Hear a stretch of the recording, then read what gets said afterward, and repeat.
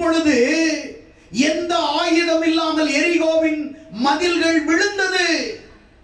எந்த ஆயுதம் இல்லாமல் விழுந்தது. கர்த்தரே யுத்தம் செய்தார். கர்த்தரே அவர்களுக்கு அதிசயங்களை செய்தார்.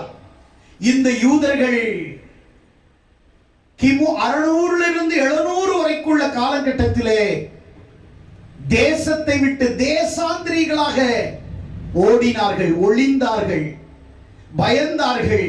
தேசம் எங்கிலும் சிதறடிக்கப்பட்டார்கள் யூதர்கள். தங்கள் உயிர் மட்டும் போதும் என்று எண்ணி யூதர்கள் ஆங்காங்கே தஞ்சம் புகுந்தார்கள்.